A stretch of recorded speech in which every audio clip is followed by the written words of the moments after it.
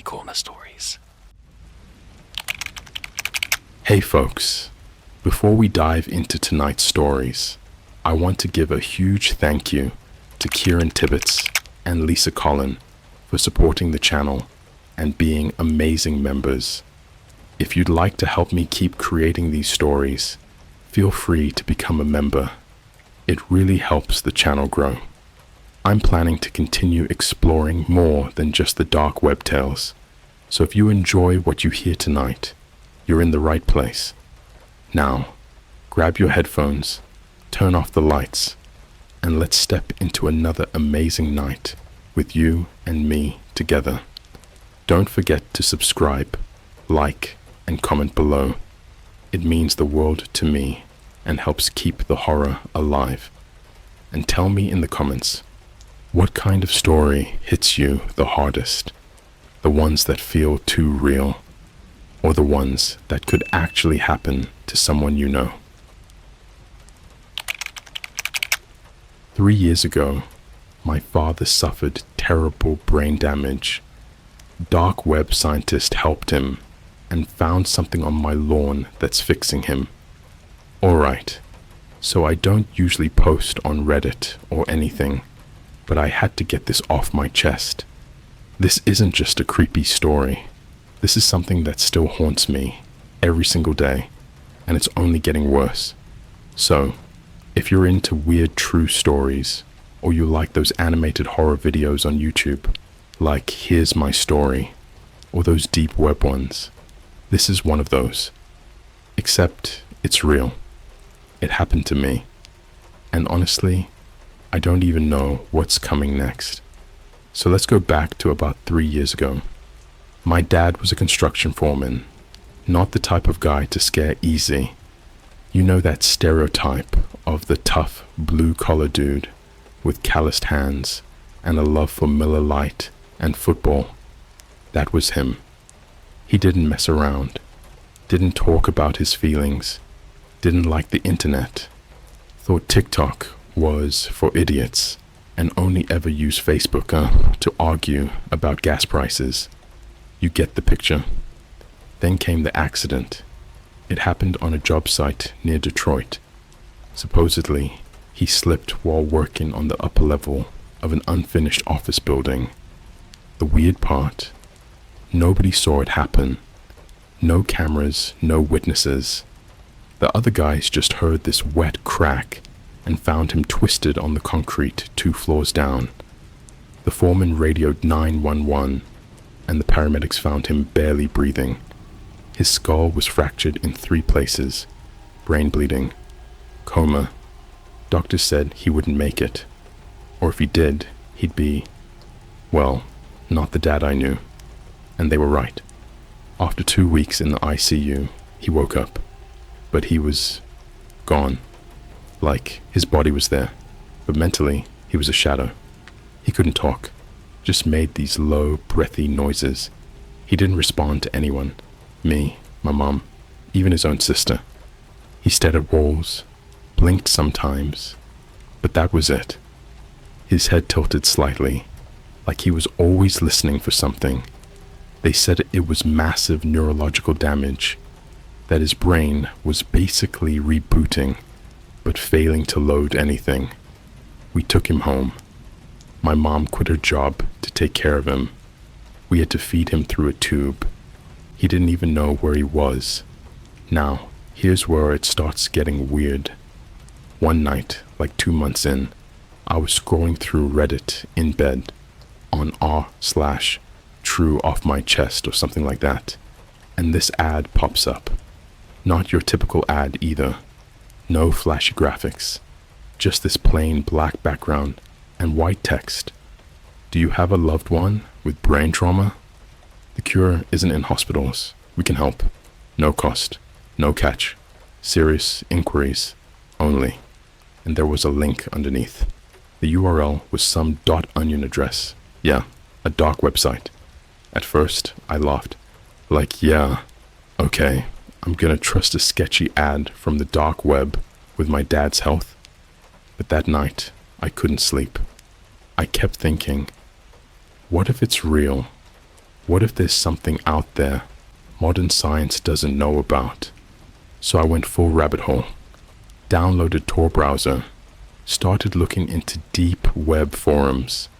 I found this thread on some dead forum called the Asclepius Project.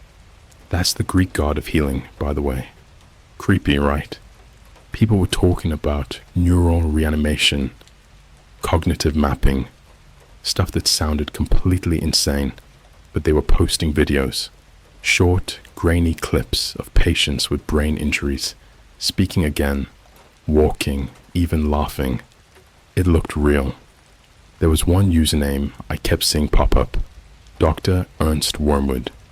Against every bit of common sense, I messaged him. I didn't even expect a reply. Just sent him my dad's details, accident report, MRI scans, hospital notes. I found those in my mom's cabinet, and to my shock, he responded the next day. Your father is a candidate. You must follow my instructions exactly and tell no one. He gave me a list of things to prepare, not medical equipment, not tools, dirt from the front lawn, unfiltered rainwater, a copper bowl, animal blood. I used a raw steak, hoped that counted. And then, the creepiest part, he told me to place it all under my father's bed for 7 nights straight. Bro, I almost stopped right there. I was already feeling like I was gonna end up in one of those I messed with something I shouldn't have Reddit stories. But at that point, my dad had been blank-faced for months. He didn't even flinch when the dog barked in his face. I was desperate, so I did it. By night 3, I swear on everything, things changed. I heard noises in my room, not footsteps, more like crawling, like something dragging across the floor. I checked everywhere. Nothing. The dog, her name's Daisy, refused to go into my dad's room. She'd stand in the hallway, growling, tail between her legs. Once, she actually peed herself just looking in. But the creepiest thing, on the 4th morning, I went outside to take out the trash, and there were footprints on the lawn, barefoot, long, like adult-sized, but wrong.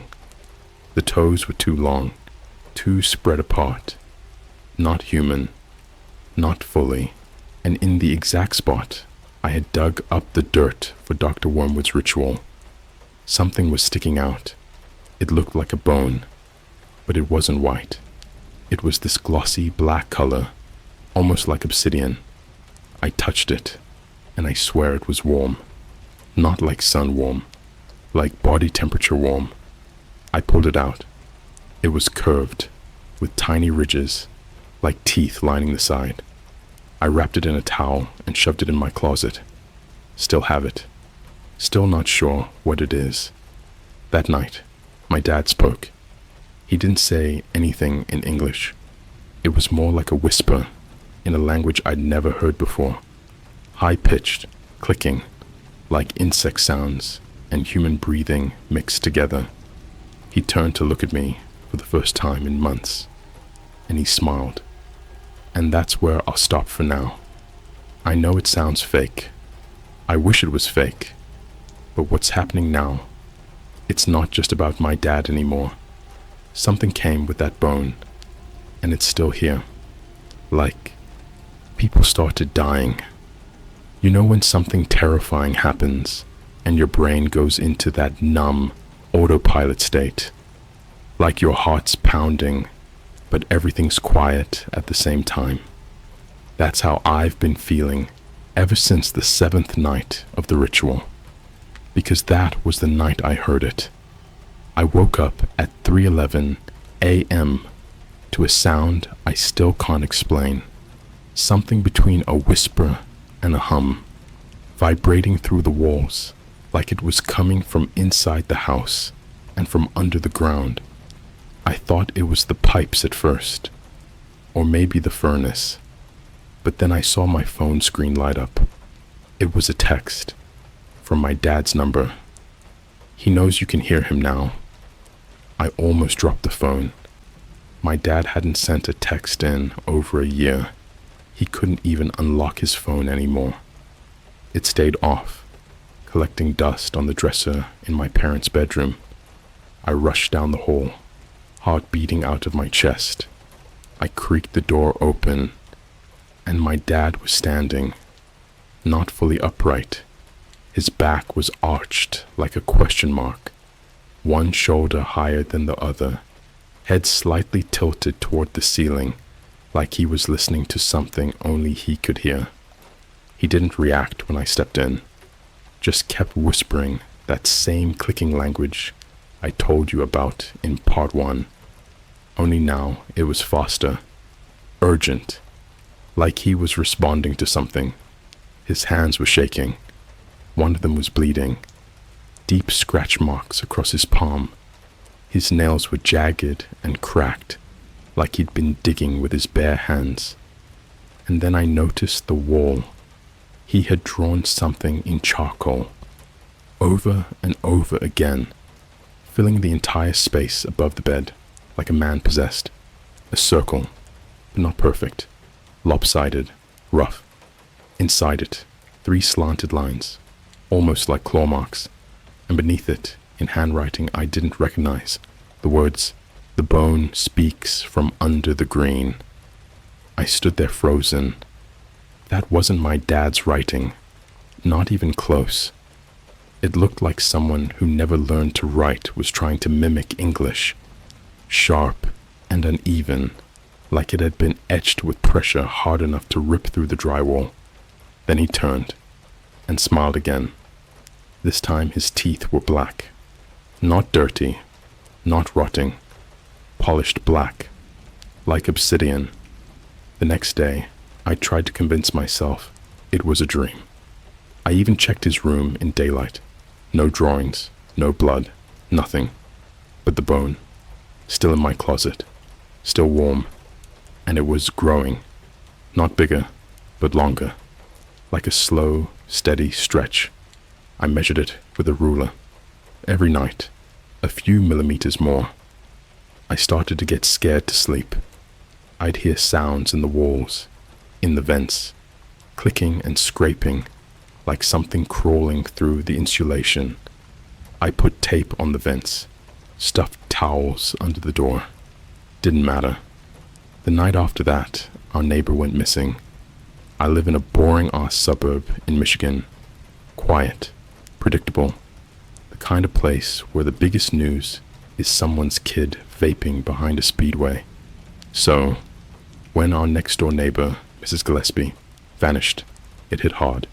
She was 74, lived alone, fed stray cats, always waved at me when I took out the trash. Gone. Police came, searched her house. No sign of struggle, no break-in, no note. Her fridge was stocked, TV left on, lights still on in the kitchen. Only weird thing, the cops mentioned something about marks in the yard, deep circular indents in the lawn, like someone or something had been crawling around out there. They said it looked like a heavy animal had been moving in circles. They shrugged it off, called it a cold case. But I knew, because the night she disappeared, I heard something outside my window.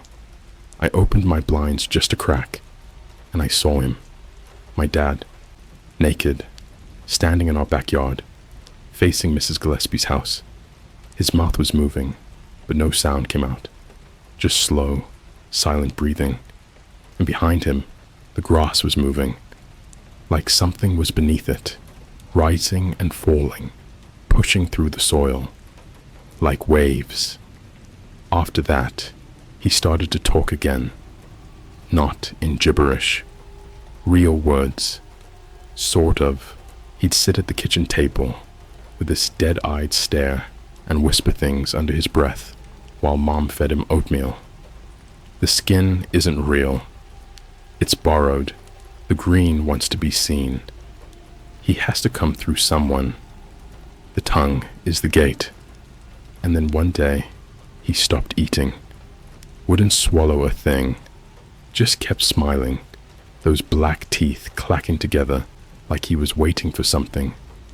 Mom was losing her mind, crying all the time, trying to call his neurologist, but they had no explanation. His scans showed improvement. They said it was a miracle, that we should be grateful. I stopped sleeping entirely. I couldn't, because every night I'd hear something dragging itself across the roof, scratching at the siding, whispering from the floorboards. Then came the smell, rotting dirt, wet roots, something sweet and sickly underneath, like dead flowers. And always, right before I'd fall asleep, I'd hear a voice through the wall. "You dug me up." I confronted my dad one night, just stared him down while he sat on the couch, hands folded, eyes half closed, like he was listening to a sermon. "What did I bring into this house?" I asked. He smiled wider. "You fed it," he said, and then his head snapped to the side, like violently, to the point I thought he broke his own neck, and he started laughing, not like a normal laugh. It was wrong, gurgly, too fast, like a recording on 1.5 times speed. I ran out of the house that night, slept in my car in the Walmart parking lot. I tried messaging Dr. Wormwood again. His account was gone. The forum, deleted. The .onion page, 404 error. Every trail led to nowhere. But then I checked the photos on my phone. I had taken a picture of the bone the first day I dug it up, back when it was small. It had changed, not just grown. It had moved. In the latest picture, it wasn't laying flat anymore. It was curved, forming a circle, like the one my dad had drawn on the wall. And inside the circle, there were now slits, 3, like claw marks, or eyes. The last thing I'll say, because I don't know how much longer I can stay in this house, is about what happened last week. I came home from work late. Mom was asleep in the chair. Dad was gone. Just gone. His bed empty. Front door unlocked. But in the backyard, something was growing. Not plants, not grass. Something black and tall, with a smooth surface and thin veins running through it like marble, almost like a pillar, like a rib cage sticking out of the earth. I heard him then, not my dad, the thing, the bone, from inside the pillar. It whispered, "You're next." The soil remembers the digger. I haven't been back inside since. I'm typing this from my phone at a Starbucks 2 towns over. I haven't told my mom yet. I don't know what's happening to her. She's starting to smile like him. She keeps humming now. Same melody, over and over, like a lullaby, but reversed. It's spreading, and I think I know what's coming next. And it's not human. When I left home after that night, I promised myself I wouldn't go back, but something kept pulling at me. The feeling that the house wasn't finished with me. Or maybe that my dad wasn't the one whispering anymore. I stayed at a cheap motel off I-75, the kind that smells like wet carpet and old cigarettes. I had a single duffel bag, my phone, and the bone wrapped in a towel. I should have thrown it away, but every time I tried, my chest would tighten like I couldn't breathe until I took it back. The motel TV barely worked. The image kept flickering, static hissing between channels. Around midnight, I left it on just for background noise, half asleep in that gray state between dream and panic. Then, right as I was drifting off, the static shifted. A pattern started forming. 3 dark lines slanted across the screen, the same mark my dad drew on the wall. The audio glitched, crackled, and a voice came through, chopped and digital. "He's awake under the green." I yanked the cord from the wall. The screen went black, but the static sound didn't stop. It was coming from my phone. Notifications started appearing. hundreds of them, all from unknown numbers. Everyone said the same thing. "We found you." The next morning, I drove back to our neighborhood. Curiosity or guilt, I don't know. The entire street felt wrong, quieter than it should have been. The air smelled metallic, like before a thunderstorm, but the sky was clear. Our lawn was destroyed. The grass had turned a dark, waxy green, almost black, and something thin and brittle poked through the dirt like glass roots. Mom's car was in the driveway, but the house looked empty. Every curtain drawn, front door wide open.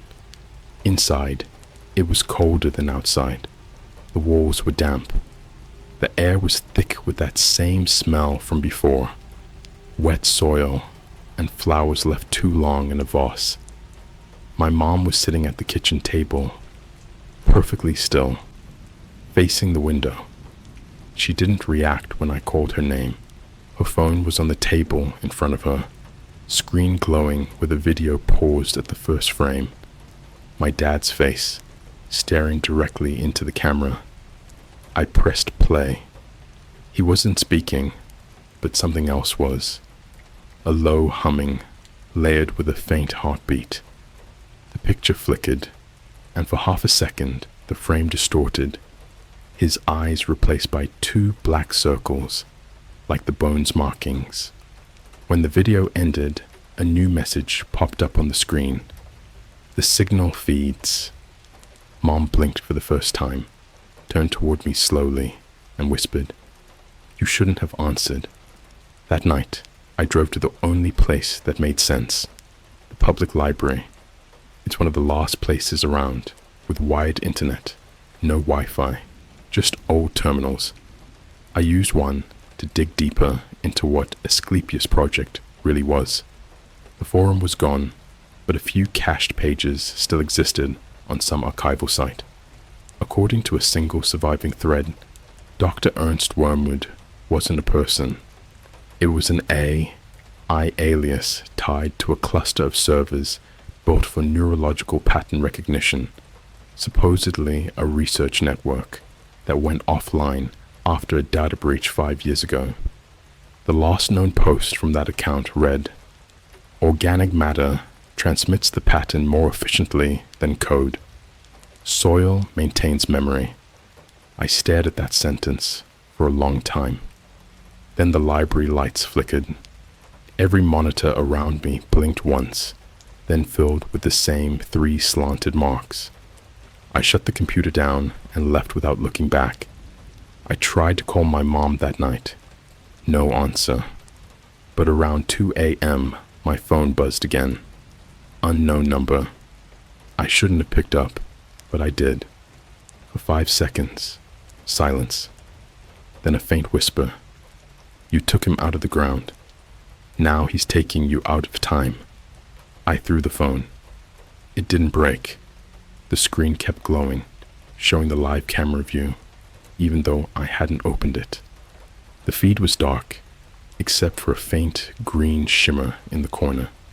It looked like grass. The next few days blurred together. People on my street started disappearing. Mail left untouched, lights on all night. The local news mentioned gas leaks and relocation for safety. But I know that smell wasn't gas. The grass everywhere was changing color now. Whole patches turning dark, oily green, with those thin, translucent roots poking out like veins. I went back one last time yesterday. The house was gone. Not burned down, not collapsed. Just gone. In its place was a crater, perfectly round, edges smooth like melted glass. At the bottom, a pool of dark water.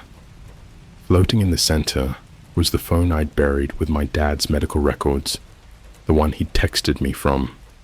It was glowing under the water, showing a message through the screen. We're inside the signal now. I don't know what that means, but I can feel something humming under my skin every time a phone rings nearby, every time a screen flickers. I started hearing faint clicks behind every voice on a call. Even now, while I'm typing this from a borrowed laptop in a diner off Route 23. The monitor brightness keeps dimming on its own. The reflection in the glass shows the room behind me, but there's no one there. I think the green isn't the grass anymore. It's data. It's everywhere we connect, every signal we send. And whatever I dug up in that lawn 3 years ago, it learned how to travel. If this post goes through and you see those 3 lines somewhere, on your phone, your TV, or even in the corner of a screen, don't look at them for too long. Don't listen to the hum. And whatever you do, don't dig where the soil feels warm, because once you hear it whisper your name, it already knows where you are. The day after the house vanished, I got a DM on Instagram. No profile picture, no followers, just a name I hadn't seen since the beginning of this nightmare. At Ernst.Wormwood, the message was one sentence. There are no more thresholds. It's already inside. I stared at it for what felt like an hour. I didn't want to open it. I didn't want to believe it was real. But the app glitched while I was staring at the message. It froze, and then my front-facing camera turned on by itself. Just for a second, it showed me. And behind me, barely visible in the dark hotel room, something moved under the carpet. I haven't slept since. You ever feel like the world is trying to move past something it doesn't understand? Like when they find a town full of people just gone, and the news anchors say it was a chemical leak or a landslide? They're lying. Or maybe they don't even know what they're covering up. This thing, whatever it is, it doesn't kill people in the way you think. It removes them. They vanish from photos, from IDS, socials, memories. I checked my phone yesterday, and my mom's contact was gone. Not just deleted, the entire thread never existed. No call history, no messages. Her face is missing from our family photos. But worse, in one of the photos from my graduation, there's something else there now. In the space where my dad used to stand, a tall figure, too tall, long arms, not quite touching the ground. Its face is smudged black, like someone smeared ash over the film. No one remembers him anymore, not even my aunt, who used to babysit me with him every weekend. When I called her and asked about my dad, she said, "Sweetheart, your father died before you were born." But he didn't.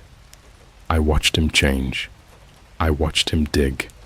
I watched him whisper to the thing under the lawn. I tried going back to the spot where the house used to be. It's fenced off now. A fake construction site. The signs on the fence say, "Environmental hazard, danger, do not enter." But I saw something worse. A security camera set up in a black casing, the kind I've only ever seen on military bases. No logo, no label, just one red blinking light. I threw a rock at it, and that's when the ground started shaking. Soft at first, then more. And I swear, I heard the grass laughing. I know how that sounds.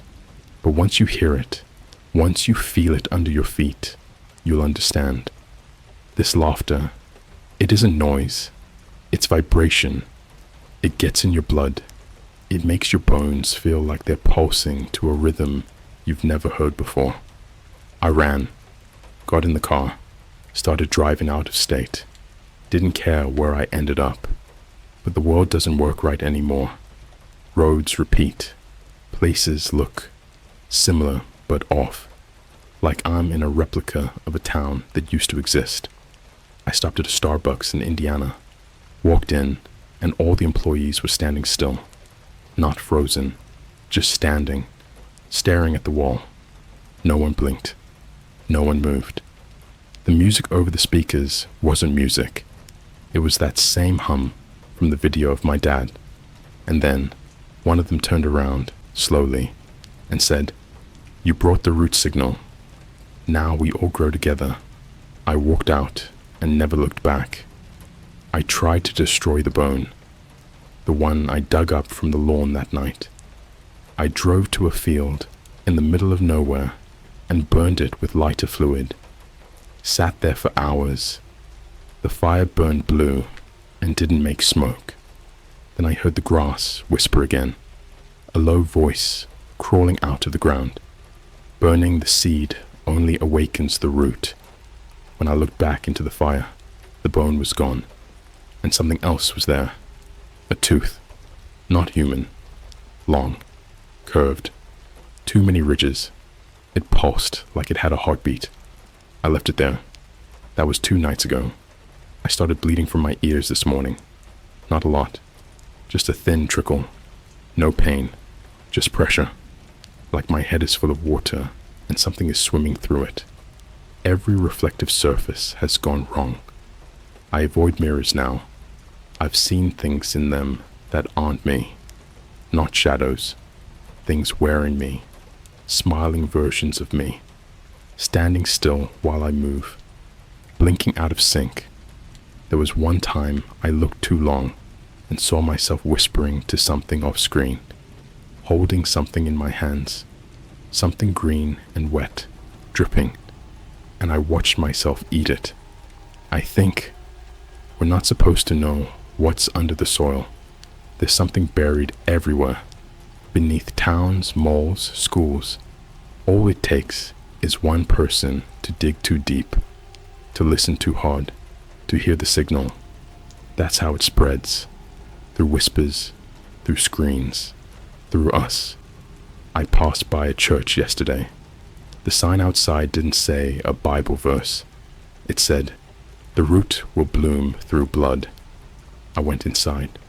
The pews were filled with people just sitting. Every one of them humming. Same melody, same frequency. The priest was facing the wall, hands twitching, mumbling something over and over.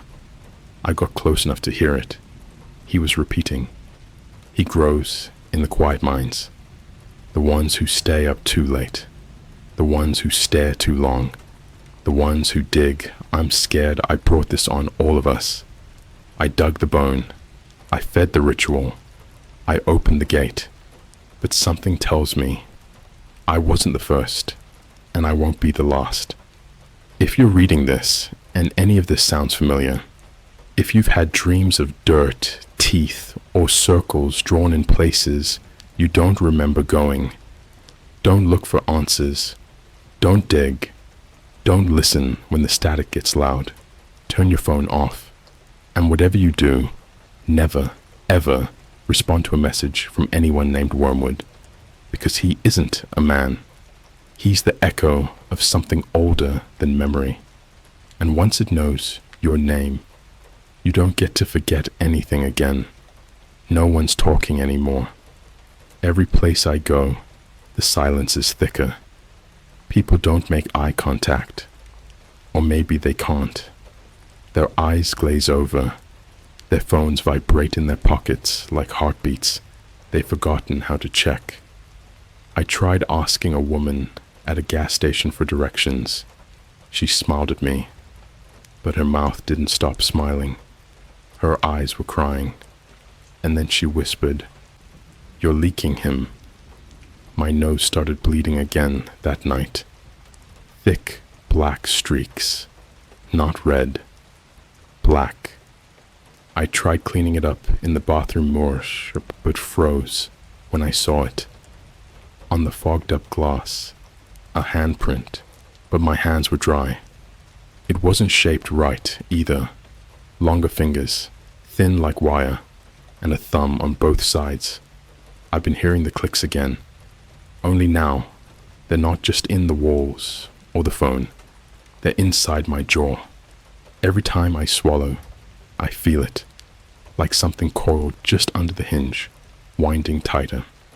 I opened my mouth in front of the motel mirror and saw something behind my tongue, something green, pulsing, moving. I got an address. Don't ask how. A man in a train station bathroom passed me a napkin, eyes empty, voice robotic. He said only one thing. You have to see what's left of the lab. They left the husks in there. The address was in northern Ohio, some remote farmland just outside Toledo. I drove for 5 hours straight, didn't blink once. The place was buried in overgrowth.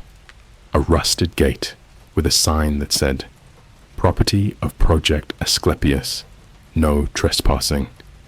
There was no building anymore, just the foundation. But I found the staircase.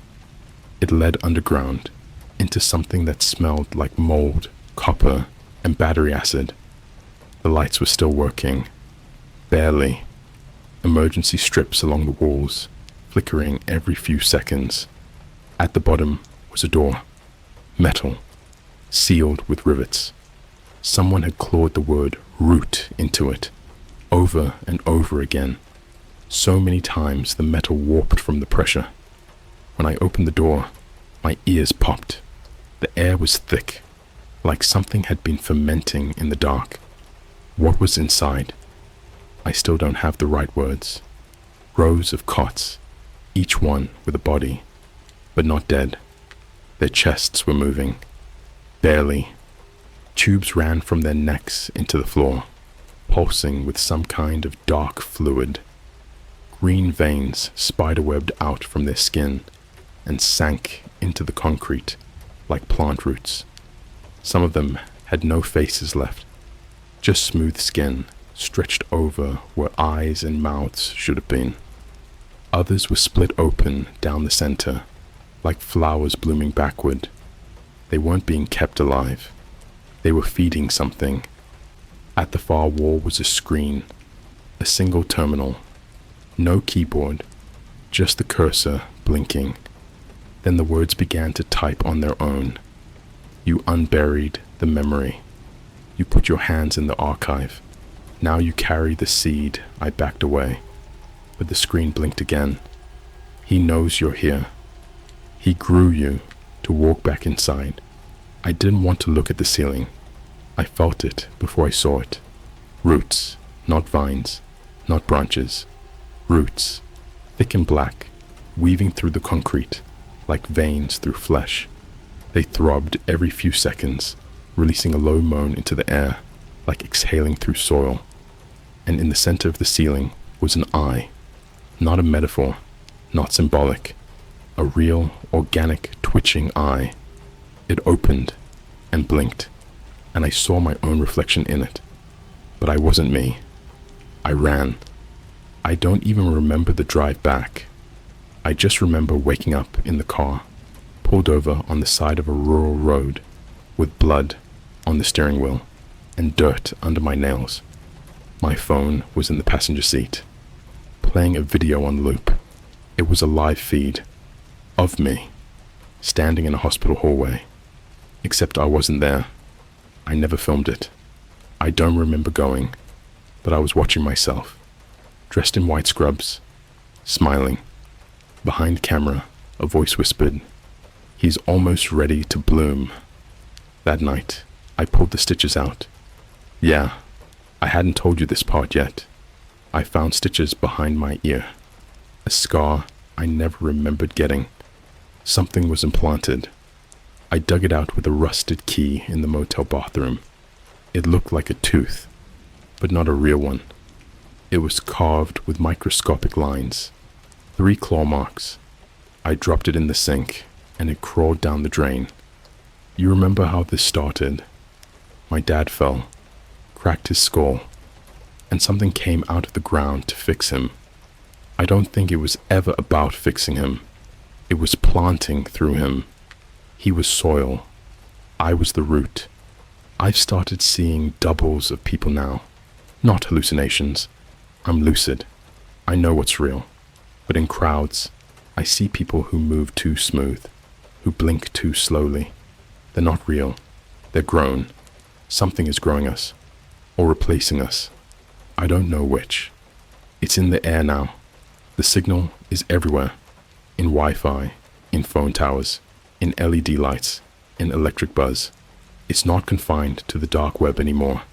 It is the web. Yesterday, I watched a man on TikTok live stream his own replacement. He didn't even realize it. He was dancing, smiling, then froze, mid-move, glitched, repeated a blink, then walked off camera. The comments blew up, but the live never ended. It's still streaming. I check it every hour. He just stands there, in the dark, breathing slow, waiting. I don't know how this ends. Maybe it doesn't. Maybe this is the ending, the point where enough of us become roots instead of people, where he has enough vessels to stretch. The eye in the soil opens. The digital hum turns into words. The whisper becomes a voice, and the voice becomes your thoughts. If you've read this far, you've already heard it. That ringing in your ear, that pulsing in your skull when the Wi-Fi glitches, that shape you keep seeing out of the corner of your eye. It's not in your head.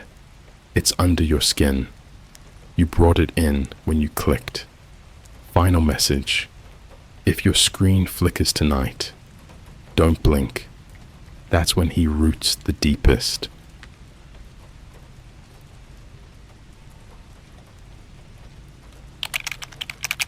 I found a list of names on dark web government page. One name is famous shoe man in our small town, Gregor Vukanovsky. Alright, so before I even start, just know that I didn't go looking for any of this. I'm not one of those hacker type guys in a hoodie tapping away at some dark room set up with 4 monitors and an RGB keyboard. I'm just a regular dude. My name's Alex. I'm 23. I live in a small town in upstate New York, and I work part-time at a Target. My life is average, like scrolling TikTok in the break room while eating stale mozzarella sticks from the food court average. But 3 weeks ago, I saw something I wasn't supposed to see. And ever since then, it feels like something's watching me. No joke. So let me take you back to how this all started. I was at my friend Milo's place. He's kinda like that tech guy in every friend group. The dude who built his own PC when we were still in high school and somehow knows how to fix anything with wires. We were just hanging out, watching YouTube. It was one of those animated horror story channels. Here's My Story, or something like that. We had pizza. There was a half-finished 2-liter of Mountain Dew, and it was pouring rain outside. Super chill. Then Milo hit me with, "Yo, ever been on the deep web?" I rolled my eyes. "What, like Silk Road and creepy mystery boxes?" "Nah, man," he said. "I'm talking the real deep web, like stuff you gotta dig for. Files, hidden forums, ghost sites. There's this one link I found on a thread last week. Totally sketch, but I think it's some kind of leaked government directory. Now look, I'm not dumb. I know messing with that stuff isn't safe, but I figured he just meant some weird Reddit clone or a glitched out page that hasn't been updated since 2002. Plus, we were bored, and I was curious, so we booted up Tor. Milo had his VPN on, DuckDuckGo set, all that nerd stuff. It felt like we were trying to break into the Pentagon, but really, we were just sitting in a basement next to an old lava lamp that smelled like dust. The site had no name, just a string of random letters and numbers ending in .onion. When it loaded, the whole thing was pitch black with this tiny white text in the top left corner. Project Einherjar. Classified. There were no images, no logos, just a white box that said, "Enter credentials." Milo typed in a string of characters from a sticky note he had saved. Don't ask how he got them. He just grinned and said, "4chan thread." Sketchy. It unlocked the page. That's when things got weird. The site looked like a table.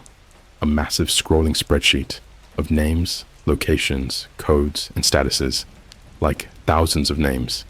Every line had a full name, a birth date, a status, most said pending or completed, a GPS coordinate, a short tag, like Phase 1, Site 7B, or sometimes just void. It felt official. Way too official. Milo was reading fast, whispering names like he recognized some of them. Then I saw one. I literally froze. Vukanovsky, Gregor March, 14th, 1965. Status, completed location, 42.814, 2 degrees north, 73.9396 degrees west. Tag, reassignment, expired. Now to anyone else, that name probably means nothing. But if you live in my town, like my exact town, you know exactly who Gregor Vukanovsky is. He's the shoemaker. Been here forever. Super old school. Still works out of this tiny brick shop between the Starbucks and the Verizon store on Main Street. Everyone calls him Shoe Man Gregor. He's like a local legend. He even gives free repairs for kids' shoes and tells the same corny story about stitching boots during the Cold War. Gregor's harmless. Harmless in that Mr. Rogers but smells like leather kind of way. So why the hell was his name on what looked like a kill list? I copied the line of his info into my phone notes. Milo told me that was stupid and reckless, but I had to. I needed proof. Right after that, the site refreshed, like on its own. It blinked red and black for half a second, then flashed. Access logged. Trace initiated. We freaked out. Milo slammed his laptop shut and started unplugging everything. You said it was safe, I yelled. I said use a VPN, he snapped back. I thought you had the VPN. Bro, it was a mess. Paranoia instantly kicked in. We turned off our phones, unplugged his Wi-Fi, even covered the camera with a piece of gum wrapper. But here's where it gets worse. The next morning, Gregor's shop was closed. For the first time in like ever. There was a handwritten sign taped to the door. Closed for family emergency. Back soon. GV thing is, Gregor doesn't have any family. Everyone knows that. His wife died 10 years ago. No kids, no relatives. He always used to joke, the shop is my family now. And now, suddenly, he's just gone. It's been 2 weeks since then. Gregor hasn't come back. The shop's still closed. But last night, I got an Instagram DM from an account with no profile pic, no name, no posts. Just one message.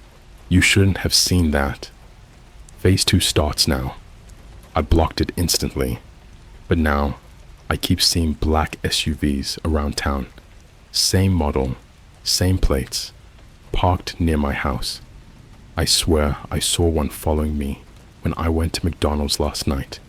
And here's the craziest part. This morning, I woke up to a package on my doorstep. No return address. Inside was a single item. A pair of men's shoes. Worn leather. Custom stitched. And inside the sole, I found a piece of paper. All it said was, "Run." The shoes have been sitting in the corner of my room for 3 days now. I can't bring myself to throw them away. They don't smell like leather anymore. They smell faintly metallic, like old coins or dried blood, but softer, almost sweet. I tried convincing myself that this was some elaborate prank, maybe from Milo or someone online who found my info. But the stitching pattern, that tiny zigzag on the heel, it's exactly how Gregor used to stitch all his work. That was his signature. It's like he made them for me. And the note, "Run." It wasn't printed. It was written in pencil. I could still see the faint indentation from someone pressing too hard. My name was barely visible under it. Not written, just impressed into the paper. Like whoever wrote it hesitated before finishing. The night I got the shoes, I barely slept. I kept thinking about the coordinates on that dark web page. They weren't far, maybe a half-hour drive from town, in a patch of forest behind an old rest stop off the interstate. By morning, curiosity overrode fear. I texted Milo, "I'm going to check the coordinates." He didn't reply. Hours passed. When I called, it went straight to voicemail. His usual goofy greeting cut off halfway by static. That's when I realized something. Milo hadn't posted anything online since the night we found the site. No stories, no memes, nothing. His Discord server had his status set to offline. He's never offline. I went anyway. I told myself I just needed closure, just a look. The drive was quiet, except for my phone occasionally glitching, songs skipping, GPS lagging, that kind of thing. Nothing major, but enough to feel wrong. When I reached the forest trail, there was an odd silence. No birds, no wind, just the hum of the highway in the distance. About 10 minutes in, I found a metal hatch half buried under the leaves, rusted, rectangular, with a padlock that looked new. Way too new compared to the rest of it. And right next to it, I saw something that froze me in place. A single shoe, torn, caked in mud, the exact same style as the pair I'd received. Inside, in faint marker, was a name. Milo. I drove home faster than I ever have in my life. I didn't even process half of it until hours later. Every time I blinked, I saw that shoe, that name, that smell of wet soil.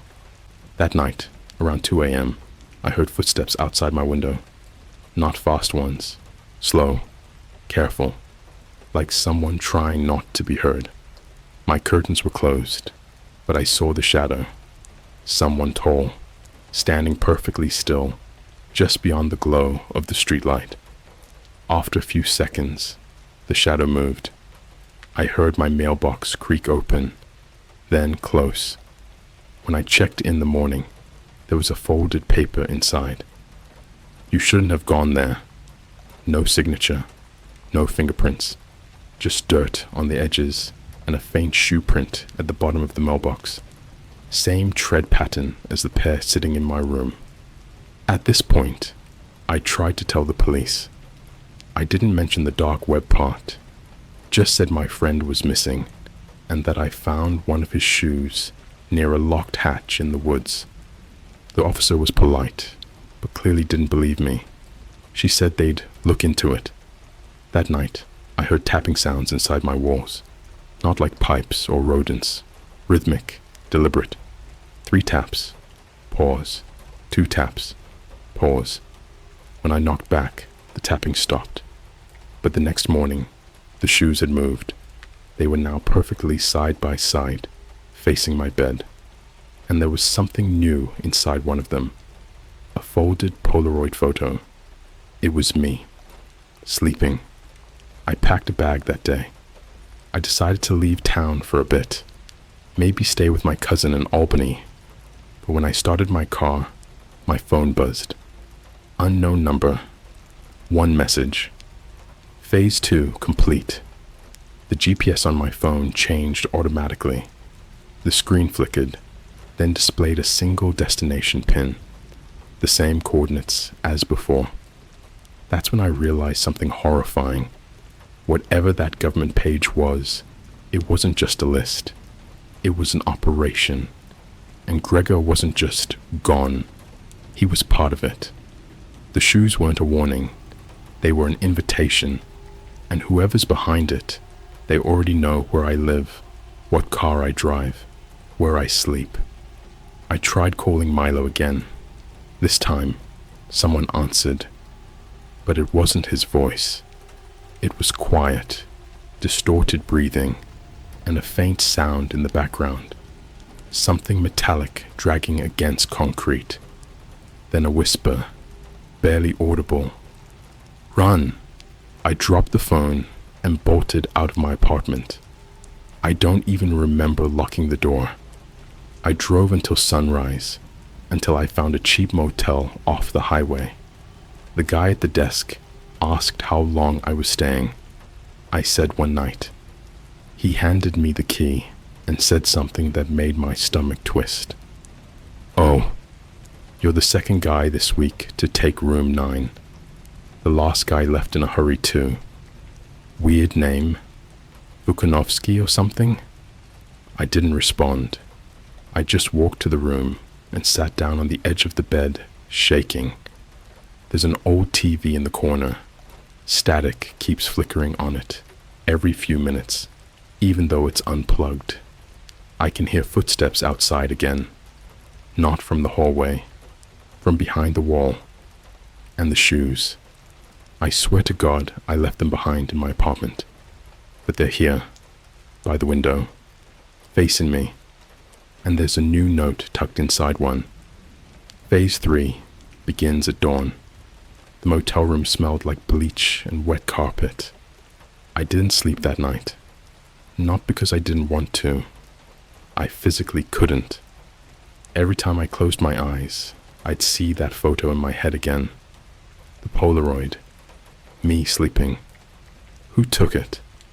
How did they get inside? But that wasn't even the worst part, because I'd swear on my life, in the photo, I wasn't alone in the room. There was a figure, just barely visible behind the curtain, shadowed, watching. The next morning, which wasn't even morning as much as it was 6:12 a.m., gray sky bleeding through cigarette-burnt blinds. The TV turned on again, still unplugged. This time, it wasn't static, just a black screen with text. "Check the vent." The words flickered for maybe 5 seconds. Then the screen snapped back to black. I told myself it was a coincidence. Motel techs always busted, right? Cheap circuits, bad wiring, whatever. That was the rational part of me speaking. The other part, the part I'd been trying to ignore, whispered something colder. "You're not in control anymore." I tried to leave, grabbed my keys, opened the door, and there was a shoebox on the floor. Same one as before. Same smell. Same stitching. I didn't open it. I didn't have to. I already knew what would be inside. When I turned back into the room, the air felt heavier. Not hot. Just thicker, like I was walking through syrup. I sat on the bed. My legs didn't feel like mine anymore. I turned toward the vent on the far wall. The screws were loose, like someone had already opened it, like someone had already been inside. I found a rusted butter knife in the kitchenette drawer and started unscrewing the panel. Each turn of the screw felt wrong, like I was digging up something that should have stayed buried. Inside, it was dark, but I could see something. A glint of metal and a flash of red fabric. I reached in. My hand touched something soft. Not cloth, not paper. Something skin-like. I pulled out a small pouch, zippered shut. Inside, a cracked iPhone with no SIM card. A USB drive covered in dried black residue. A red child's shoelace, tied into a perfect noose. A hospital bracelet. The name on the bracelet. Milo Henderson. DOB matched. The timestamp on the wristband said 9:42 p.m. Date of death confirmed. That's when I noticed something else. Written on the USB in Sharpie. Floor 3, Starbucks storage. Use keycard. No explanation. No context. Just that. And I swear I could hear something breathing behind the walls again. Slow. Deep. Not human. I drove to the Starbucks. Not just any Starbucks. The one from my hometown. The one Gregor's shop used to sit beside before he vanished. It was early, but the place was open. Employees yawning, coffee grinding, that usual soulless playlist of indie pop echoing through the air. Nothing seemed off, except for the man mopping the floor. He wasn't in uniform. Tall, pale, eyes too wide. He smiled at me when I walked in. Not a, "Hi, welcome to Starbucks" smile. It was the kind of smile you'd see on a ventriloquist dummy before it started talking on its own. I pretended to order a coffee and slipped into the hallway labeled "Employees Only." Storage was at the end, locked, keycard required. I didn't have a keycard, but the second I touched the handle, the door beeped and clicked open, like it recognized me. The room was dark, cold, smelled like old concrete and burnt hair. In the corner, a locked fridge, the industrial kind, metal, heavy, and sitting on top of it, a note, folded into a perfect square. Play the file. But only once I plugged the USB into my laptop. There was only one video, no title, just a file size. 34 minutes, 12 seconds. I hit play. It was footage, security cam style, night vision, time stamped from 2 nights ago. The room in the footage was my motel room, and in the footage, I was sleeping. A figure walked in, not through the door, from the vent, crawled out like an animal, long limbs, face covered with what looked like a stitched leather mask. The figure stood over me for 28 minutes, watching, breathing. At one point, it leaned in and whispered something in my ear. I could see my face twitch in my sleep. Then it turned toward the camera and slowly raised a finger to where its mouth should have been. Shh! I slammed the laptop shut and nearly puked in the corner. But it wasn't over. When I looked up, the fridge door was slightly open. I didn't open it. I didn't touch it. But it was cracked. Inside, wrapped in plastic, was a set of clothes, blood-stained, familiar. It was the shirt Milo wore the last night I saw him, and beneath the clothes was a face, not a head, just a face, peeled, preserved, and stretched like leather, sewn into the inside of a shoe. I left everything, laptop, phone, car. I ran until my legs gave out, slept in a ditch, ate half a Snickers bar I found in my hoodie pocket. That was 3 days ago. And today, at exactly 3:33 a.m., I woke up in a different motel. New town. One I didn't even know I had reached. I blacked out somewhere on the road. There was a TV in the room, already on. Black screen, white text. Phase 4 is waiting. The shoes were back, and now the stitching on the side spells something new. You're almost ready. I didn't check into the motel I woke up in. My name wasn't on the ledger. The clerk said I'd already been there for 3 nights. There was no car in the lot that matched mine, no record of payment, and my wallet was missing. But when I opened the drawer beside the bed, my driver's license was there.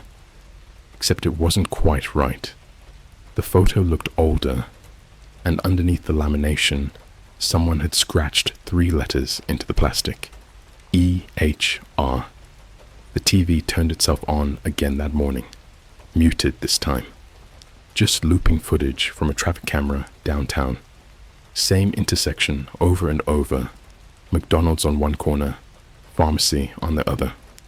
Every few loops, one of the cars in the frame changed.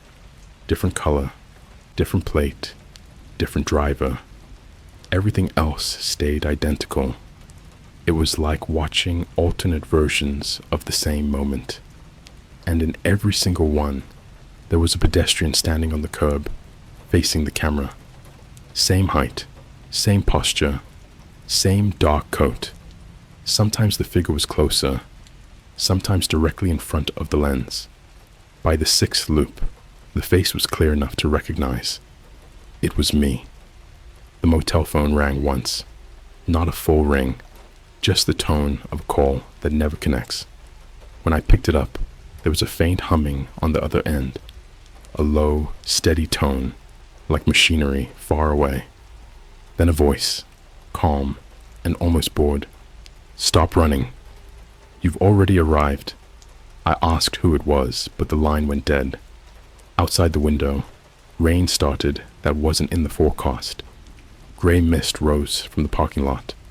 Through it, I could see tire tracks leading away from my door, ending abruptly at the curb, like a car had vanished mid-turn. The note on the dresser was new. Same handwriting as before. The list was never about names. It's about replacements. Beneath the note was a printed map, circled in red around an industrial district 2 towns over, and a single key card taped to it, identical to the one that opened the Starbucks storage door. I didn't want to go, but doing nothing felt worse. Waiting meant being found again. The address led to a warehouse that looked abandoned, half-fallen sign reading Northbridge Logistics, graffiti, cracked windows, but the front lock clicked open the moment the keycard touched it. Inside, the air was freezing, humming with electricity.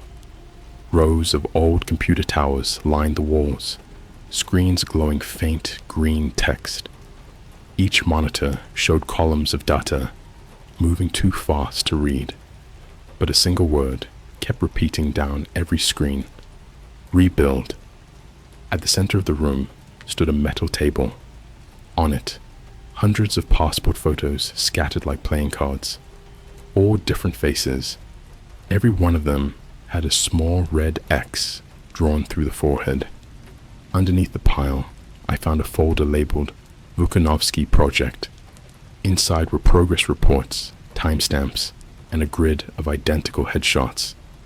Gregor's face, copied dozens of times, but each with subtle differences. Different eye color, slightly altered jawline, scars appearing and disappearing. The last page listed my name. Beside it, compatibility confirmed. A light snapped on overhead, not fluorescent, surgical. And from the far side of the room came the sound of movement, slow steps on concrete. I ducked behind the table, heart hammering. The footsteps paused.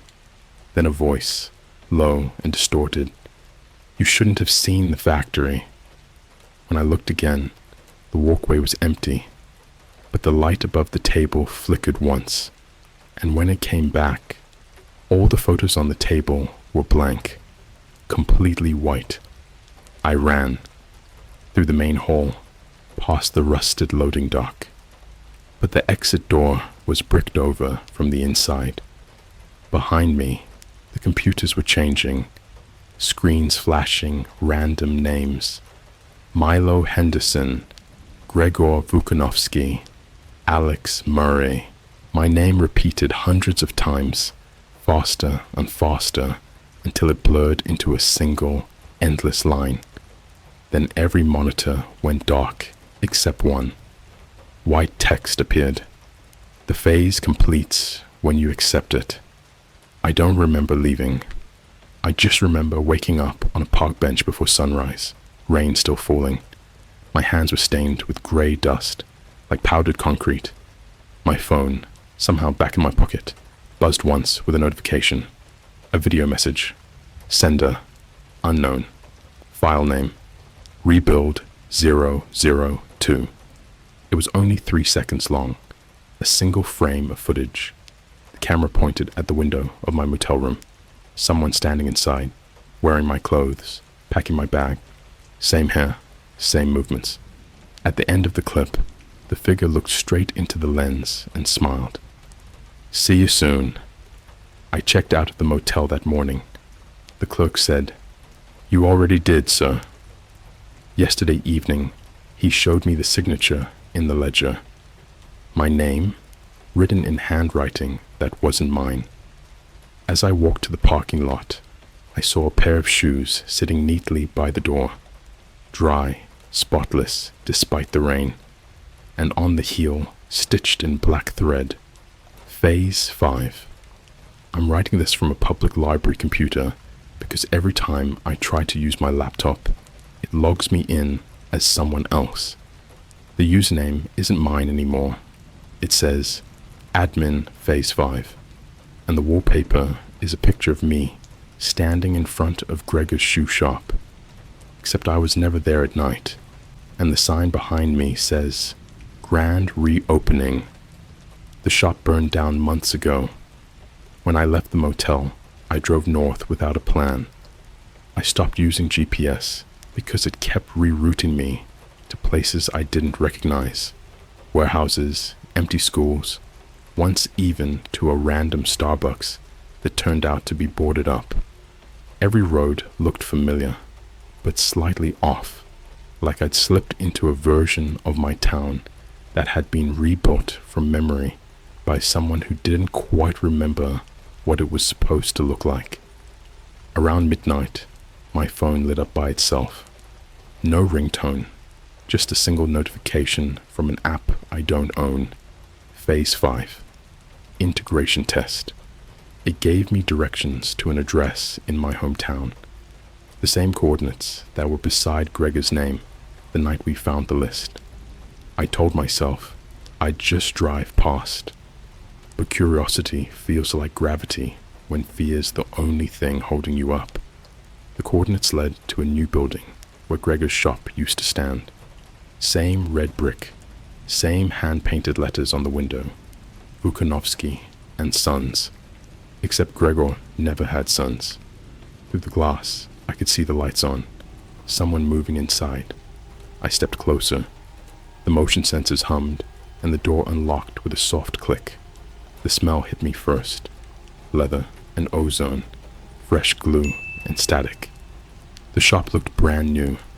Every shelf lined with shoes, but none of them looked worn or even real. Too perfect, like display samples that were never meant to be touched. Behind the counter was a workbench covered in dozens of open notebooks, each one filled with the same handwriting, looping and precise. Every page was a copy of the same sentence. Identity is a pattern, not a person. On the far wall hung a row of photos. Customers, I thought at first. But the faces weren't right. Too smooth, like they'd been printed over other faces that had been erased first. In the center of the wall, one photo was larger than the rest. Me, holding the same pair of shoes that showed up on my doorstep. I turned around. Gregor was standing in the doorway to the back room. He looked the same as ever, maybe a little younger, maybe the lighting. Same white apron, same soft accent when he said my name. I was wondering when you'd find your way home. My mouth went dry. You're supposed to be dead. He smiled. Only the old version. You've met the others, haven't you? He motioned towards the workshop behind him. Rows of machines hummed quietly in the dark. They weren't shoemaking tools. They were 3D printers, scanners, racks of servers blinking in rhythm with the sound of footsteps echoing from somewhere below. We fix people now, he said. It started with leather. Skin isn't much different. He asked me to sit. My legs did it before I decided to. From the next room came a sound like air being drawn through pipes, followed by a mechanical whir. A metal arm slid across the floor, carrying something wrapped in brown paper. He set it on the counter in front of me. You left these behind. It was the shoes, the original pair, except the stitching now spelled something else. Complete. I told him I didn't want them. He nodded, almost sympathetically. You already wear them. I looked down. He was right. Same shoes, same size. I didn't even remember putting them on. He said the government page we found wasn't a list of targets. It was a register of versions. Every name marked as completed meant a new model had replaced the old one, built from digital residue, search histories, recordings, social feeds. The missing people weren't kidnapped. They were overwritten. Once the pattern learns to think it's you, Gregor said, the original becomes unnecessary. He turned one of the notebooks toward me. On the open page, the handwriting matched mine exactly, and the sentence at the top read, "Identity is a pattern, not a person. Confirmed." The lights flickered once. When they came back, Gregor was gone. The back door stood open, leading to a staircase that spiraled underground. I should have left. I know that. But I could hear voices down there. Hundreds of them, whispering. Some crying, some calling names that sounded familiar. Milo's voice was one of them. The stairway ended in a corridor lined with glass panels. Behind each pane, someone sleeping on a cot, perfectly still. Each hooked up to wires leading into small terminals displaying pulse readings. I stepped closer to one and felt my stomach drop. The man inside was me. Same scar on the hand, same clothes from weeks ago. The monitor read, Phase 5/subject, a dash live. I ran back upstairs. The door to the street wouldn't open anymore. Every shoe in the shop had turned to face the counter, soles perfectly aligned. My phone buzzed in my pocket, the screen frozen on a single message. Integration successful. Session closed. I caught my reflection in the glass. For a second, the face staring back looked like mine. Then the eyes blinked out of sync. I don't know if the one writing this is the original me anymore, but the library lights have started flickering, and I can hear the soft scrape of shoes on tile coming closer down the aisle. If this post appears online, it means something else finished what I started. If it stops mid-sentence, that just means the upload completed the way it was designed to. Because once Phase 5 activates, the copy doesn't know it's a copy. It just keeps telling the story. And somewhere in the dark web, under a line that reads, Vukanovsky, Alex, completed, a new file has already opened. Its name is you.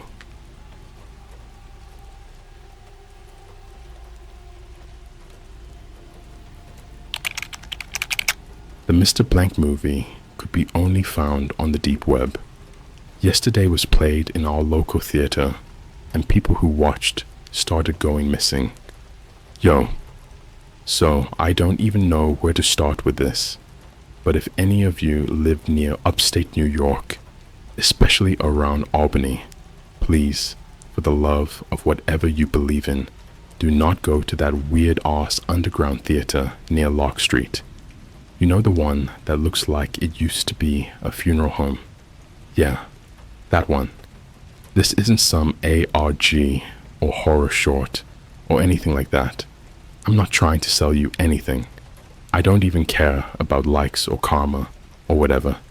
I just need to get this off my chest before I go completely insane.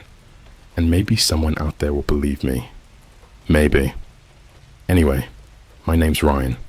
I'm 21, live with my roommate Cody, work part-time at a UPS warehouse, and stream horror games on Twitch like 3 times a week. Super normal life. Until this happened. It all started last Thursday. I was scrolling through Reddit at like 2 a.m., vibing in bed, doing that doom scroll thing before I knock out. I was flipping between TikTok and Reddit when I stumbled on this weird-ass post on r/upstate NY. It wasn't even highly upvoted, but the title caught my eye. Underground screening, Mr. Blank, one night only, not for the faint of heart. I thought it was like an indie horror project or something. Those super lo-fi experimental films where you sit on beanbags and pretend to understand the deeper meaning while drinking overpriced canned wine. The post said this: for true horror fans only. A film pulled from the deepest corner of the deep web, never before screened in public, known as Mr. Blank. Limited seats. Location will be revealed 24 hours before showtime to selected attendees. RSVP now. Come alone. Bring no phones. Okay, yeah, sketchy as hell. But you guys know me. I'm that dude that's always trying to chase a scare. And I've watched everything, from the Poughkeepsie tapes to those AI-generated horror films, and even that weird German snuff film that got pulled off YouTube within 3 hours. So I was like, let's go. I sent it to Cody, my roommate, who was not down at all. He just replied with, "Bro, you trying to die for content." He wasn't wrong, but that just made me more curious. I clicked the RSVP link. I know, dumb. And it brought me to a super minimalist site. Black screen, white text, kind of like an old school BIOS screen. It asked for my name and email, nothing else. I gave them a burner Gmail I use for signing up to shady stuff, then went to bed. Fast forward to Friday evening. I get an email, no subject line, just this: you are chosen. 11:45 p.m. 87 Hollow Pine Road, Albany, New York. Wear black. Tell no one. Attached was a black and white PNG image of a creepy ass face. No eyes, no mouth, just blank. Literally. Like someone drew a mannequin head in MS Paint and added static. I stared at it for 5 minutes before I noticed the bottom corner had this tiny glitchy text that looked like binary code. I ran it through a translator and got, "He sees through silence." Weird, right? But not enough to stop me. Again, I was stupid. I get that now. So here's where it gets real. I showed up at the address at 11:40 p.m. It was a foggy night, that weird misty fog where you can only see 10 feet ahead, and the air felt thick. I had on a black hoodie, black jeans, black Vans, like I was about to rob a Hot Topic. The address led me to that creepy funeral home-looking building near Lark Street that's been abandoned since 2007. Only it wasn't abandoned tonight. The front doors were cracked open just a bit. Inside, everything was pitch black except a faint red glow coming from down the hall. I hesitated. NGL. Thought about turning back, but someone behind me whispered, "Go." I turned around, and there was a guy in a hoodie behind me. I couldn't see his face at all. Just shadow. He didn't move. Just stood there. So, yeah, I went in. Inside, it was surprisingly clean. Way too clean for a place that's supposedly been abandoned for 15 plus years. No dust, no spiderwebs, nothing. Just this weird sterile smell, like hospitals and printer paper. There were maybe 12 people sitting in a small makeshift theater in what used to be the embalming room. Yeah, that's a fun thought. They had folding chairs, a projector, and a big white screen with static already playing. Nobody was talking. Nobody. Everyone just stared forward. Most of them wore hoodies with the same blank face image on the back. I tried to make a joke to the guy next to me, "So is this the part where the cult sacrifices us? Or is that after the credits?" But he just slowly turned and stared at me. Eyes wide, pupils dilated, like he was on something. Or not. It got real uncomfortable. The movie started at exactly 11:45 p.m. No intro, no music. Just this loud metal on metal scraping sound, like dragging steel across tile. And then, nothing. Just black screen. Then text appeared in white. Mr. Blank does not speak. He watches cue the most uncomfortable 73 minutes of my life. I can't describe the movie properly. It wasn't like any horror I've seen. It was like a mix of found footage, body cam clips, security footage from gas stations, abandoned McDonald's play places, dark hallways in empty elementary schools at night. Sometimes it would cut to these static shots of families just sitting at dinner, completely frozen, but their eyes would flicker towards the camera like they knew they were being watched. There were no actors, no dialogue, no soundtrack, just ambient sounds, breathing, creaking wood, distant static, and every few minutes, Mr. Blank would appear, just standing in the background.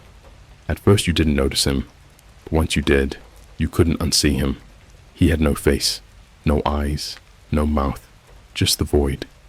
People around me started twitching. One girl literally got up and walked out shaking like she was about to puke. 2 guys followed her. The rest of us just sat, frozen. When the screen finally went black again, the only text that showed up was, "If you saw him, he saw you first." Lights came back on. No credits. No nothing. Just silence. When I looked around, there were only 6 of us left in the room. The other seats, empty. No sign of the people who were just sitting there. Like they just vanished. I bolted out of there. Didn't talk to anyone. Didn't look back. Drove home in silence. I didn't even realize until I got back to my apartment that I still had the PNG of the blank face open on my phone. It had changed. His face was closer now. Much closer. And now, there was a mouth. A tiny stretched grin. I tried deleting it. My phone froze. Now, here's the messed up part. The next day, I started seeing posts on Facebook and Instagram. Friends of friends, people I recognized from the theater, listed as missing. A local news story reported a 24-year-old woman vanished outside of a late-night screening. One guy, Max, he posted a TikTok at 2 a.m. saying, "I think I brought something back with me from the movie," and the video just glitched halfway through. His account's gone now. Gone. As in wiped. No trace. I haven't slept properly since. There's something outside my apartment window at night. I live on the 3rd floor. There shouldn't be anything out there. Last night, I found a piece of black cloth on my fire escape. Same blank face image stitched into it. I didn't touch it. I don't know what to do. All I know is this. If you ever hear about a movie called Mr. Blank, don't watch it. Or maybe it's already too late. When I woke up the next morning, my phone alarm didn't go off. Instead, the screen showed a white background with black text. 11:45 p.m. Don't be late. I hadn't set that. My wallpaper was supposed to be a picture of me and Cody at a Mets game, but it was gone, replaced by the Mr. Blank PNG, the one I thought I deleted. His blank face took up the whole screen, and the battery icon kept flickering even though it was plugged in. Cody was still asleep on the couch, half buried in a blanket burrito, so I tried not to wake him. I unplugged my phone, but even powered off, I could hear faint static leaking from it, like the sound you get when you hold a seashell to your ear, but colder. That was when I noticed the smell. It wasn't like garbage or food gone bad. It was electric, ozone and burnt plastic, like the air right after lightning hits too close. My whole apartment carried that metallic tang, especially around the fire escape. When I walked over to it, the black cloth I'd seen last night was gone. In its place were 5 fingerprints on the fogged window, pressed from outside. 3rd floor. No ladder. At work later that day, nothing felt real. The conveyor belts at the UPS warehouse kept jamming, but the scanners wouldn't register it. Every time I passed a motion sensor light, it flickered twice, like it was trying to blink. And then, during my lunch break, I scrolled TikTok. The first video that came up wasn't from anyone I followed, just a black screen, white text. "He saw you." Then a few frames of parking lot I recognized. our lot, filmed from behind the dumpster near the employee entrance. The clip ended with my own car headlights turning on, even though my keys were in my pocket. I dropped my phone so hard the screen cracked. That night, Cody tried to convince me it was all an elaborate prank. He even laughed, saying some film school kids probably set the whole thing up to promote a fake deep web movie. But then we heard the knock. 3 slow taps. Silence. Then another 3. I checked the peephole, but there was no one there. Just static. Like literal visual static. The kind you see when an old TV loses signal. Except it was in the air. Fuzzy gray shapes swirling right in front of my door. When I blinked, it was gone. Cody didn't believe me until his phone started vibrating nonstop. He pulled it out, confused, and the screen lit up with dozens of missed calls. Every single one from a number that started with 0, 0, 0, dash, 0, 0, 0, dash. He answered once, put it on speaker. The only thing we heard was a voice whispering in a robotic echo. Silence. He's learning your sound. We both froze. After that, we didn't sleep for 2 nights. The air conditioning would turn itself on and blast cold air, even when we unplugged it. Every reflective surface, our TV screen, the dark window glass, the stainless steel toaster, started to ripple whenever we walked past, like there was something behind the reflection waiting for a cue. I tried to rationalize it. Stress, sleep deprivation, maybe some kind of gas leak causing hallucinations. But when the missing persons reports started showing up on local news, rationalizing stopped being an option. They mentioned the same date, the same underground screening, and in the last still image of one of the victims, the girl who left the theater early, you could just barely see it, reflected in her cornea when the flash hit, a white mask with no face. By Monday, the static wasn't just digital anymore. It was in sound. I'd hear it under music, under traffic, even in people's voices. Like every word had a faint feedback behind it. It made my teeth ache. That night, Cody told me he'd had enough and was going to crash at his girlfriend's place in Troy for a few days. I didn't argue. He packed up his stuff, called an Uber, and left around 9 p.m. At 9:07, my phone lit up with a text from him. Hey man, can you unlock the door again? Uber driver needs to come up, but I hadn't locked it. Before I could reply, 3 knocks echoed from the hallway.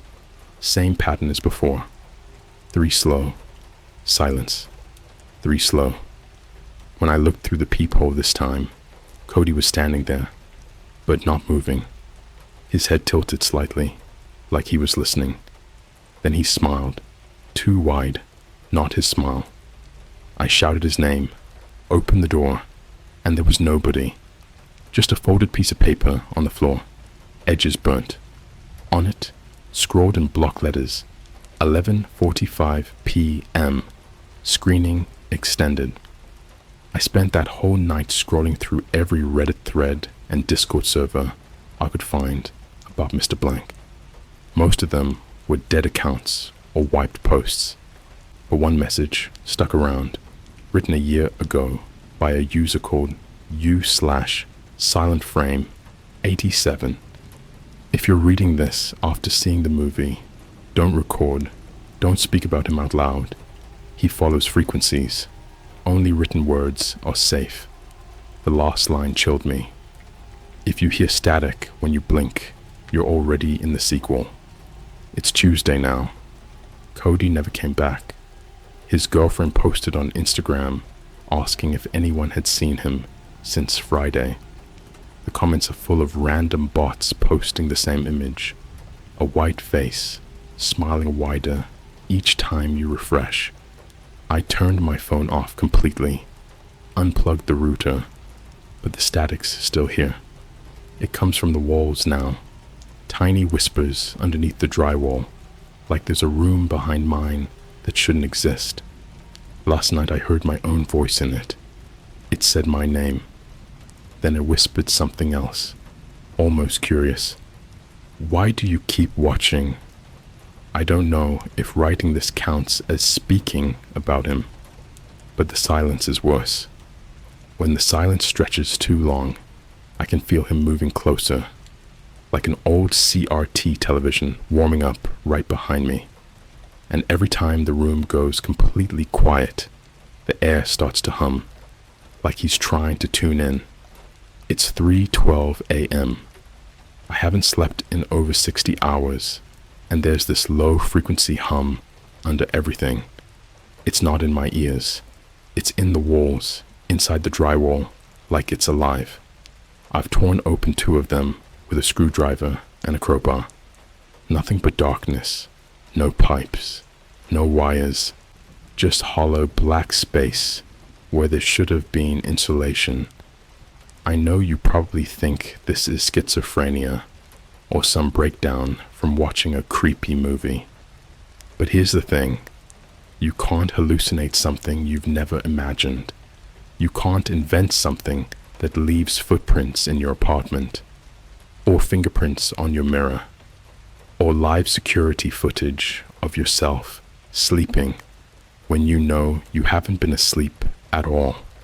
I've got screenshots. I've got everything backed up in cold storage, but when I try to email them to anyone, the files corrupt in transit. I tried printing a frame, just one single frame of him, and my printer melted. Literally melted. Like the plastic warped and slumped, still smelling like burnt hair and nail polish remover. That smell hasn't left my room. I finally snapped on Wednesday. Something about the way the world was bending didn't feel metaphorical anymore. Time started glitching. My microwave ran backwards. My phone would show texts I hadn't written yet. Entire paragraphs in my voice, but I hadn't typed them. One of them read, "You'll return to him at 11:45. You always do." So I did something incredibly stupid. I went back to Hollow Pine Road. I don't know why. Something about the phrase, "screening extended," made it feel like I didn't have a choice. Like I was on some loop I never agreed to. When I got there, the building was boarded up. Same place as before, except now the windows were spray painted black from the inside, and the door had a single carving in it. Tickets only, showing 2. I didn't knock. I didn't call out. I just walked away. But a block later, I heard footsteps behind me. Not fast, just steady, measured, like whoever it was knew I'd eventually stop. And I did. When I turned around, nothing. Empty street. Silent. Then I looked down. There was a red envelope at my feet. Inside was a new address. Starbucks. Broadway and State enclosed was a Polaroid of me sleeping. Except I hadn't slept since Sunday. The angle was from above, like the camera had been mounted on the ceiling, looking directly down. The timestamp in the corner read, 11:45 p.m. Screening in progress. I went to that Starbucks the next day. Not because I'm brave, because I wanted proof. Something real. Something normal to contrast the chaos. The moment I walked in, 3 people turned to look at me. They didn't say anything, just raised their phones and started recording me with their front-facing cameras. I asked the barista for a drip coffee. He handed it over without blinking and said, "Enjoy the show, Ryan." I never told him my name. The coffee cup had no Starbucks logo, just the blank white face drawn in Sharpie. Back home, things got worse. I started receiving mail. Real, physical envelopes. No stamps, no return addresses, just left inside my mailbox without explanation. Each one contained a single photo. One was of me and Cody watching TV 6 months ago. Another was of me walking to work 2 weeks ago. The latest one? Me, sitting at my desk, writing this story, except from behind me. My webcam's been covered for years. I checked it anyway. The tape was still on. I lost it. I started tearing the apartment apart. Every picture frame, every vent cover, every hollow part of the floor. I destroyed everything trying to find a camera. What I found instead was a VHS tape inside my ceiling vent, wrapped in a Ziploc bag with a sticky note that read, "Replay value, do not fast forward." I don't own a VCR. Nobody does anymore. So I went on Facebook Marketplace and found one in Troy. Drove there, picked it up, and played the tape in my car using a battery converter. What I saw made me physically sick. It was home video footage, but not mine, not anyone's I knew. It looked like it was filmed in the late 90s, grainy, slightly warped. The tape opens on a suburban neighborhood, leaves blowing, no people. Then it cuts to the inside of a house. A little girl is watching a static covered TV. She keeps turning the volume up, over and over, even when nothing is playing. Eventually, she turns around and smiles at the camera. But the smile is wrong. Too wide. Her lips split near the sides of her cheeks. In the background, you can just barely make out a figure reflected in the TV screen. White face. No features. The girl says something under her breath. He lives in the space between frames. I ejected the tape and nearly threw it out the window. But I didn't, because something inside me whispered, "You're in the tape now too." And then I saw it, on the rearview mirror, behind me, in the back seat. No body, just the shape. A dent in reality, like heat rising on pavement, but in reverse. I didn't go home after that. I drove for hours, rented a hotel room in a random town 60 miles out. Thought I was safe. Thought I could disconnect. I didn't bring my phone, didn't connect to Wi-Fi, told no one. At exactly 11:45 p.m., the power cut out. I sat in total darkness, holding a knife like it would do anything, and then the static started. Not from the TV this time, from the bathroom mirror, like a high-pitched whine, screeching, bending inward until the glass began to ripple. My reflection stepped forward, but I didn't move. It tilted its head, opened its mouth. Inside wasn't a throat, just a screen, and it played my life. Moments no one should have seen. Private ones, embarrassing ones, terrifying ones, wrong ones. It knew them all, because the movie never ended. The Mr. Blank film wasn't a film. It was a ritual, a broadcast, a tuning fork that finds the minds already cracked open, just enough to let him in. You don't watch it, you participate in it, and once you've seen it, the signal keeps broadcasting, through walls, through glass, through memory. I tried something desperate. I went to the police, gave a statement, told them I believed Cody was missing, possibly abducted. They smiled too much, listened too closely. One of them, Officer Mendez, leaned in and said, "I watched Mr. Blank too. Beautiful film, isn't it?" His partner chuckled and added, "You should see what happens in Showtime 3. I'm trapped in something I can't explain. Not a dream, not a movie, but a kind of fractal reality where every version of me is watching a version of him and waiting to be absorbed into the next scene. I'm leaving this message in places I shouldn't. Forums, USBs, burned discs left in laundromats, old school methods, anything offline, because the next screening isn't local anymore. He's expanding, moving from deep web to surface reality. If you hear static when you blink, if the shadows behind your curtains stay even when the lights are off, if someone sends you an invitation for a one-night only deep web screening. Don't go. Or maybe you already did. The last normal sound I heard was a crow outside my window. One sharp call, then silence, like the air itself paused to listen. No cars, no wind, no distant planes, just the nothingness that waits behind sound. Because when the noise stops completely, he enters, and I think I figured it out now. Not everything, not why this is happening, but the mechanics, the engine behind it. And I hate that I know this. I hate that I understand how to summon him now without meaning to. He doesn't exist in our world the way we do. He isn't filmed. He's projected. That's why he's called Mr. Blank. Not because he has no face, but because he needs one. Thursday, I broke into a movie theater. It was 2:03 a.m. A freezing drizzle painted every surface with a reflective shine. I had gloves, bolt cutters, and the VHS copy of the Mr. Blank tape burning a hole in my backpack. Cody had still not shown up. His girlfriend, Sam, posted on her story asking if anyone had seen him. The story was deleted an hour later. When I DM'd her, the message was marked "Read" instantly. She never replied. That's what pushed me.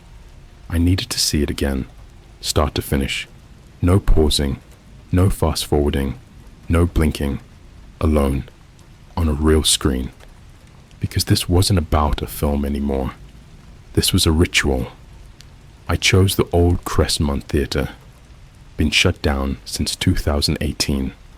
Rumors about mold and rats, but I'd heard whispers online that it was used for other things now. Private showings, off-record screenings, the kind of events that you don't attend, you inherit. I climbed through a broken panel in the back and found myself in the lobby.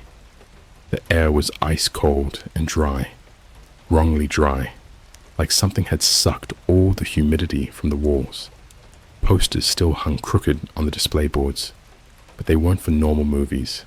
No dates, no cast names, just titles like Room Without a Door, Tape 0, The Man in the Feed. Every poster had the same figure hidden in them, always in the shadows, always turned slightly, like a broken neck mid-turn. Mr. Blank, he was everywhere. The main theater was coated in dust, rows of cracked red seats curled up like peeled skin. I set up the portable VCR and plugged it into the projector. Then I sat in the exact middle row, center seat. It started instantly, no delay. And it was different this time. There were missing frames, like the movie had holes in it. Glitched flickers of reality between the footage. I saw brief flashes of me, sitting in the seat, yes, but sometimes not alone. Sometimes something was in the seat next to me, not visible, just missing, like light bent around it. Then the sound cut out again, and I knew what was coming. Behind me, the seat creaked. Not the floor, not my imagination. The seat. Row K, seat 17. It bent back like someone heavy had leaned into it. I didn't turn around. You don't look at him when he's that close. The air started to thicken. My vision blurred slightly, like I was watching a low-resolution render of the world. And then I heard the breathing. It wasn't loud, just wrong, like something inhaling outward, anti-breathing. I blacked out for exactly 7 minutes. How do I know?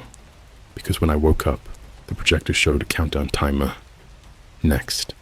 Screening. 6 days, 13 hours, 22 minutes. Location. Error.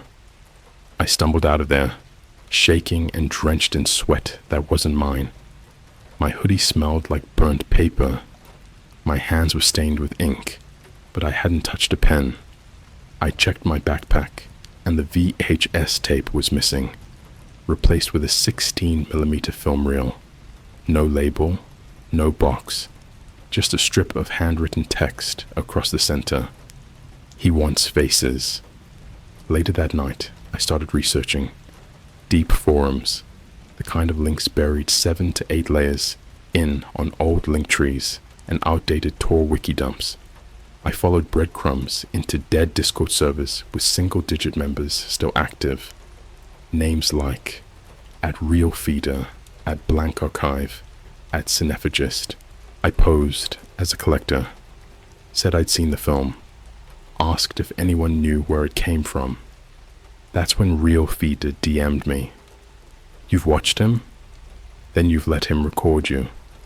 He doesn't create films. He copies them from your life. Every time someone watches, the footage gets longer. I asked where the original tape came from. He sent me a photo. It was a faded newspaper clipping from 1994, scanned and pixelated. The headline read, "Local projectionist found dead after screening untitled reel. Entire audience missing." Then below, in smaller print, reel believed to be part of experimental German horror film. No title card, no studio. Victims last seen entering Cressman Theatre, the same building I just left. The image had been posted by an account named Mr. Blank.mp4. When I clicked it, the account was already gone. I called the police again, gave a fake tip, said I saw a man carrying a body into the Cressman Theatre. I wanted them to check it out. Nothing. Next day, I get a letter taped to my door. No more middlemen. Next reel is yours. And beneath it, a canister, like a film reel container, cold as ice, covered in what looked like ash. I opened it. Inside wasn't film. It was photos. Hundreds. All of me. Some I'd never seen before. Some that shouldn't exist. There were images of me sleeping as a child. Images of me showering. One of me crying in the car the night after my dad's funeral. No one was with me that day. I checked. I know I was alone, but someone had filmed it. This is what he is. He isn't a man. He isn't a ghost. He's a camera with hunger. A projector that needs film. And you are the film. Your privacy. Your memories. Your identity. Spooled and rewound. Duplicated in silent rooms across cities. Fed to others like you in darkened rooms who think they're just watching something edgy on the deep web. There's no audience. There's just us. And him. Always him. I haven't seen my reflection in 3 days. Every mirror just shows static now. I tried recording myself sleeping. When I played it back, the footage was upside down and my body was missing from the bed.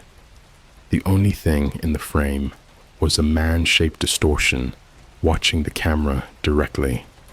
I still haven't figured out what screening extended fully means, but I've started seeing ads now, like real ads, on YouTube before the videos. It starts with static, then black text. There is still one more seat. He knows your IP. Mr. Blank is watching, and then just a face. Not his. Mine. I've learned something about Mr. Blank. He doesn't kill you. He edits you. Every person who's seen the film becomes raw footage, spliced, rearranged, rewritten until nothing left of you is yours anymore. That's why people go missing. They don't die. They get recut. The first sign was my voice. When I spoke into my phone to record an update, the playback wasn't me. It was close, but the inflection was wrong. Like someone had spent hours practicing my tone and almost nailed it. Then the background hiss started to form words. Rewind, it said. Over and over. Rewind, rewind. I smashed the phone. Didn't help. The sound was coming from inside my head now. Every silence stretched into static. Every blink felt like a frame change. I stopped trusting time. Clocks disagreed. The microwave said 9 p.m. The oven 11:45 p.m. Always 11:45, somewhere near me. It's the time code he lives in, I think. The only timestamp that matters. I tried to leave the state, packed a bag, hit I-87 south, aiming for New Jersey, anywhere crowded, loud, normal. Halfway down the highway, my car radio cut out. The GPS froze. Then the screen flickered, showing live footage of me driving from the back seat. There was no camera in the car. I pulled over on instinct. The second I opened the door, the world around me went quiet. That same suffocating hush from the theater. Billboards on both sides of the road were blank white rectangles, not torn, not empty, painted blank. And when the wind moved through the trees, the branches snapped into the shape of words for a split second. Stay in frame. I got back in and drove without stopping until the fuel light came on. Every exit looked the same. I could have sworn I passed the same McDonald's 3 times. Same neon flicker. Same man at the window, not moving. When I finally reached a rest stop, I checked into a motel. The clerk didn't look up. He just slid the key across the counter and muttered, "Projectors in the closet. Room 19. Door barely locked. Carpet stiff with dust." And yes, there was a projector case inside the closet. I left it shut and sat on the bed, hands over my ears, trying to breathe. Then the TV turned on by itself. Static at first, then a frame of me, walking into the motel lobby 5 minutes earlier. The security camera angle, except the clock wasn't there. No one was. The door had opened by itself to let me in. The tape kept running. It showed me sitting on the bed, watching exactly what I was doing. But behind that version of me, a shape began to form. White, featureless, still. The feed lagged for a moment, and then I felt the temperature drop behind me. I didn't turn around right away. I told myself I wouldn't. But curiosity is stronger than fear when your mind's already breaking. I turned. There was no one there. Just the projector case. Open now. The reel inside was spinning. No film threaded through it. Just the empty wheel turning, squeaking slowly like a breath. On the wall opposite, light flickered. It wasn't random static. It was text. "Thank you for your footage." Then my phone buzzed, though I destroyed it days ago. The screen, half cracked, lit up on the nightstand. Incoming call, 11:45 Productions. I answered. No voice, just breathing that gradually synced with mine until I couldn't tell who was copying who. Then a whisper, softer than thought. "Every story ends where it's recorded." The line cut. The projector shut off. And for the first time in weeks, I heard real silence. Morning came gray and slow. I left the motel as if nothing had happened. The world looked normal again.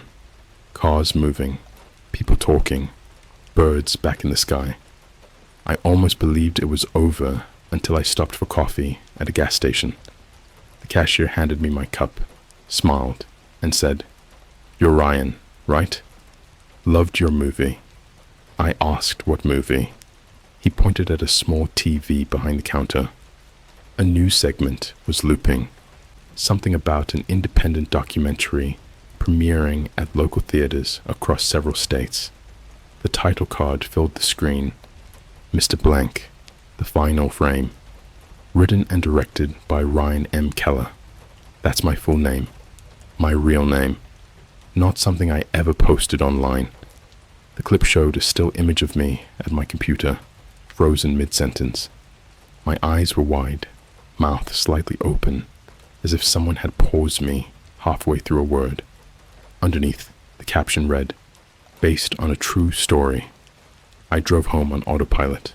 No radio, no sound, just the hum of tires on asphalt. When I got back, my apartment door was unlocked. Inside, Everything had been rearranged. The walls, freshly painted white. The only item left untouched was the TV, already on, waiting. It displayed the ending credits of the movie. My name repeated endlessly, scrolling upward until the screen faded to black. Then a single frame flashed, just long enough to read, "Sequel in production." I'm writing this from a library computer because mine keeps recording on its own. Every webcam light glows red when I walk past. Every security monitor shows me standing in places I'm not. Maybe that's how it spreads. Not a curse, not a ghost, just content. Every time you watch something that shouldn't exist, every time you reshare a clip because it feels too real, you give the projector more film to chew on. So, if you've read this far, if the air around you feels heavier, if your reflection just lagged half a second behind, don't refresh the page, don't scroll up, don't check the time, because the next frame is already loading, and it's you.